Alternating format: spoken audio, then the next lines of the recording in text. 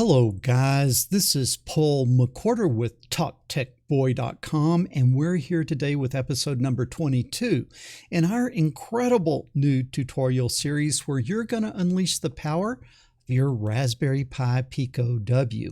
I will need you to pour yourself a nice tall glass of ice cold coffee. That would be straight up black coffee poured over ice, no sugar, no sweeteners, none needed. And as you're pouring your coffee, as always, I want to give a shout out to our friends over at Sunfounder. Sunfounder is actually sponsoring this most excellent series of video lessons. And in this class, we will be using the Sunfounder Kepler kit for Raspberry Pi Pico W. Now, most of you guys probably already have your gear, but if you don't, look down in the description. There is a link over to Amazon. You can hop on over there and pick up your kit. And believe me, your life and my life are going to be a whole lot easier if we are working on identical hardware. But enough of this shameless self-promotion. Let's talk about what I am going to teach you today. And what we're really looking at is, as we move forward in this class, we don't want to be tied down to the desktop. We don't want to be tethered. We don't want our projects tethered to the PCs. We want to be able to develop projects that can go mobile. We want to be able to pick up our project, walk around with it, leave it somewhere, and not just be stuck at our desk. Okay, sound pretty cool? I hope it does. Well, the first step in doing that is we don't want to have to walk around with a computer screen under our arm. We need some form of mobile display, and that's what we're going to look at. We're going to look at these little LCD displays and see how we could hook them up to a Raspberry Pi Pico W project. Enough of this talk. Let me get out of your way. And then after I get out of your way, I need to, hop on over here to this view. And let me show you what I need you to do. I need you to get in your Kepler kit, and I need you to get out your LCD 1602 display. It looks something very similar to this. So you need to go in and you need to get that. The other thing that you need is you need to get this strip of female to male wires. It's sort of a ribbon of female to male wires. And then what I did, as you can see, is I just pulled off, I stripped off 4 of those female to male wires on the ribbon. I just pulled them off, but I left those 4 wires connected together. I didn't individually peel them apart because it makes it a little bit easier to hook up. So you have your Raspberry Pi Pico W, you have it connected to your computer, and now you have your LCD display. Now what I need you to do, the LCD display is kind of in that bottom tray, and it's in one of these little Mylar bags, but it's pretty easy to see. It's one of the bigger components in your kit. Now what we're going to need to do is we are going to need to connect up. We're going to need to connect up the LCD display to the Raspberry Pi Pico W. And it's pretty easy. If you look over my shoulder here, you can see that I have the LCD graphic oriented the same as I've got the LCD in real life. So I've got the LCD screen as such, and then I have the 4 connectors coming off the left. So you need to be oriented like I am. The 4 connectors are coming off the left, and then you need to go ahead and hook up your 4 wires to the 4 connectors that are coming off the left. And I'll kind of turn it upside down and you can see how I connected it. Now you can look at this graphic, or if you actually look back here, the pins are labeled, but what I'm going to do is I'm going to leave it this way, and then we're just going to read them off. When the screen is up and the connectors are to the left, the top pin, the upper top pin, is the ground. And so what I do is I get that ground wire, that top pin, I get that ground wire, and I come over to pin 38 here. I come over to pin 38, which is right here. Another way to look at it is you've got the rightmost pin, and remember I've got the connector coming out the right. You've got the rightmost pin here, and then you skip one and you go to the next one. So it's sort of the third pin over, and that is a ground. How do I know that? I can get this handy little card. You can see that my connector is to the right. The first pin is 5 volts, the next pin is something else, and then the third pin over is ground. So I take that ground right here and I bring it over to the top pin. Now the next pin you can see is VCC or 5 volts. So I bring that second pin down and I bring it over here to this VCC, which is this pin all the way to the right. And you can again see that here, that I've got the connector to the right, and then it's this corner pin that is the 5 volts. And so the second connector down, pin 2, it goes over to VCC, which is the connector all the way to the right, if that makes sense. Now what I need is I need SDA and SCL. Well, if I look here on this, what you can see is the SCL that we are going, or the SDA that we are going to use is GPIO pin 6. GPIO pin 6 is the SDA connection. And so that needs to go to the third one down. So you see pin 3 is SDA, pin 1, 2, 3 is SDA, and I come over here and I connect that up to GPIO pin 6. And then I can see that SCL here, SCL is GPIO pin 7 is SCL, and that's pin 4 up here. So this pin 4 needs to come over to GPIO pin 7. Does that make sense? Now the thing is hooked up, and we've got the 4 wires connected, and we've got power. And so what you see is the LCD should sort of light up at this point. So how easy was that? That was pretty easy. Okay, now let's come over and let's see if we can get ready to use this LCD. Now, what I have to tell you, to use the LCD, you have to load a library. To use the LCD, you have to load a library. And I believe I have that library all ready for you here. And so we can come over to the most excellent www.toptechboy.com. And then what I need you guys to do is use this little search icon here, this little green search icon, and I need you to search on something like LCD 1602 display library for MicroPython. Now you want to make sure that you say for MicroPython, because I think on my website I have another LCD 1602 library, which is for the Raspberry Pi 4. So you want to make sure that you get this one that is for MicroPython or for the Raspberry Pi Pico W. Now if you come down here, you can see I've got the code. You need to come up to these 2 little page icons, click, and then that will copy the code, and it says copied to your clipboard, exactly where we want to be. Now what we're going to do is we are going to come over and open up Thonny, and let's see if I can get some Thonny action going here. So I will call up Thonny.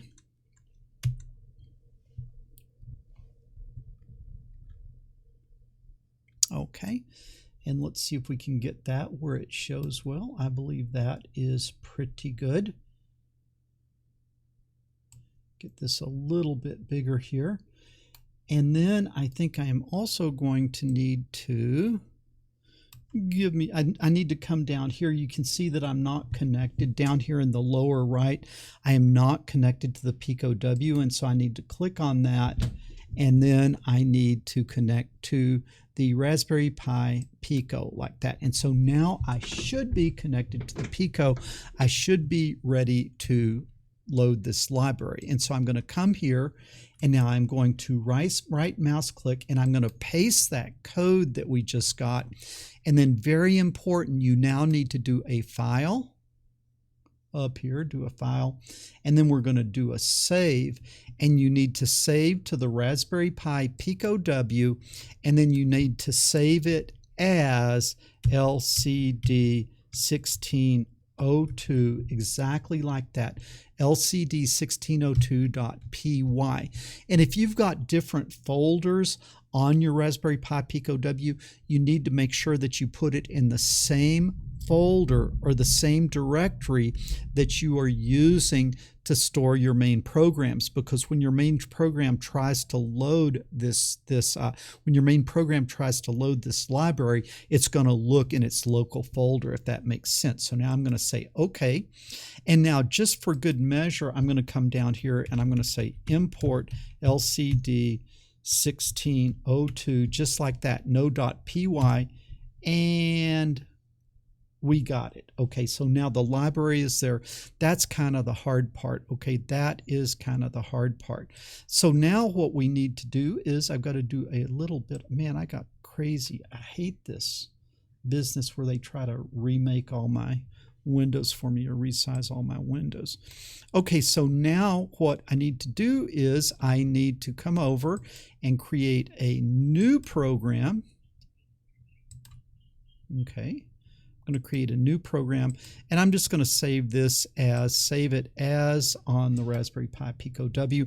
I'm going to just save it as lcd hello.py, because it's just going to be a very, very simple program that I'm going to show you how to do here.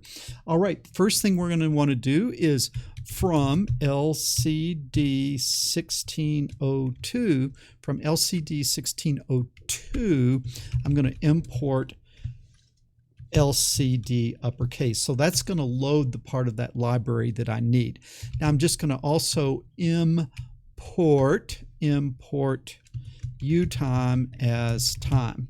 Okay, because usually we'll probably want to put a delay in here somewhere. Okay, now what I want to do is I want to create my LCD object. So my LCD object is equal to LCD like that. Now you notice that we're not putting any pin names in or anything like that. We're not specifying a pin name, and that's because that library is sort of hard-coded to this GPIO 6 and GPIO 7 for the SDA and SCL. You can see that 8 and 9 are also SCL and SDA pins, but I think this library is sort of hard-coded for the pin 6 and pin 7. So it's just a little unusual that you create an object like this without sending it some sort of information. Okay, so that's done. Now what I'm going to do is I am going to come in and I'm going to say while true, when is true true? True is always true. So I've created an infinite loop, and now I am going to get my name. What is my name? It's going to be input from this prompt. What is your name? Question mark space, and then like that. Okay. All right, and then that looks pretty good. That looks pretty good. So now I have my name, and now what I want to do is I want to write that. Okay, I want to write that to the LCD. So what I am going to do is I am going to say lcd.write. Now I need to tell it where to write it, and what you have to see is there are 2 rows and something like 16 columns. Let's see, 1, 2, 3, 4, 5, 6, 7, 8, 9, 10, 11, 12, 13, 14, 15, 16 columns. So it's 2 rows by 16 columns. So where do I want to write it? I go column and then row. What column? Column 0. All right, column 0 would be the first column. And then what I also want is I also want row 0. Okay, and then what I want to print is, let's just say okay, let me just say greeting. Okay, I haven't defined greeting yet, but I'll go back and do that, greeting. Okay, and so I should have done this first, but I've got my name, but now I want to build my greeting. Okay, so what I will do is I will say greeting is equal to, I can put in a string here, hello, and a space, and then close that. And then I'm going to concatenate that. I'm going to concatenate that with my name. Now remember, my name is already a string, because when you just do an input, it inputs it as a string. Okay, so now I have hello and then my name, and let's call this greeting 1, like that. And now I will create greeting 2 is going to be welcome to my Pi, like that. Okay, now I don't know, it's pretty easy to run out of 16 characters. You run out pretty quickly, but let's see, 1, 2, 3, 4, 5, 6, 7, 8, 9, 10, 11, 12, 13, 14, 15, 16. I might not be able to get the exclamation point on there. I might not, if I counted right, might not be able to get the exclamation point there. Okay, now what I want to do is I want to write on the 0th column and the 0th row, I want to put LCD right of greeting 1. Now I want to put LCD dot right. And here I want to go again the 0th column, but now the next row, which would be row 1, and I want to put greeting 2. Like that. Okay, so now if I'm thinking about this right, it should prompt me for my name. I should put my name in there, and then it should greet me. Okay, it should greet me. So now let's take a look at this, and I'm going to go like this, and I was denied. I forgot to request. What is that? 8. Why does it not like that? Okay.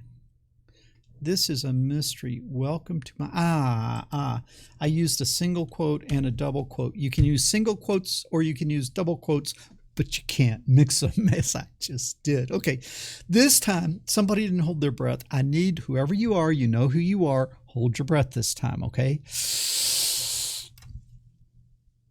Okay, what is your name? That's good. All right, and I'm going to put in Paul like that and then enter. Okay, and now it asks me for my name again. Now, if you look at this, you can see that the screen is just lit up. Okay, the screen is just lit up, but it's not really showing. Now, this is something, a little pro tip I will show you. And let me see if I can, where's a good view? Let's see if this view will work here. Yeah, that's a good view that I want. If we turn this thing over, okay, I want you to see right here, there is a little potentiometer, and that affects the contrast of the screen, and we need to adjust that until it becomes visible. So I'm trying to get this little goofy screwdriver type object in there, and then I'm trying to get it where you can see it. And so now let's see if I turn it, okay, and get it where you can see it real well. Okay, I think that looks just really, really good. Let's see if I can prop that up a little bit. Yeah, hello, Paul. Welcome to my Pi. Okay, now it wants to ask me again. And so now I'm going to say, what is your name? And I am going to say my name is Joe. Okay. And Houston, we have a problem. Houston, we have a problem. So I said my name is Joe, all right, and just so that you believe me, let's come over here, and you can see I said my name is Joe, and then what did it do? It came over here, and it said, hello, Joel. It said, hello, Joel, and you can see very clearly, that I said my name was Joe. I said my name was Joe. Let's try it again. Let's say that I will go back and say that, let's say I will go back again and say Joe, just to show you that. And as I put in Joe again, it seems to just insist that my name is Joel. Somebody tell me what happened. Somebody tell me what is wrong with my program. And I kind of deliberately did this so you'll know to be really careful with your LCD to not make the mistake that I just made. Okay, let me show you this. Okay, let me give you a little hint. If I stop the program and then I run it, okay, and it says what is your name, and I say my name is Joe, and look at that. Welcome, Joe. hello, Joe, welcome to my Pi. Okay, welcome to my Pi. That's pretty cool. Okay, but now if I say my name is Paul, okay, then that works perfectly. Hello, Paul. And then I come back and I say Joe, okay, and now it goes back to Joel. So I guess the lesson we learn is when we are using the LCD 1602, if you're going to enter names, make sure that you enter Joe and then do Paul. Don't try to do Joe after Paul. Okay, now why? Why is that? Well, I think you guys can probably see by now is that it printed out hello, my name, with my name being P-A-U-L, 4 letters. Then when it came and did the next write, what did it do?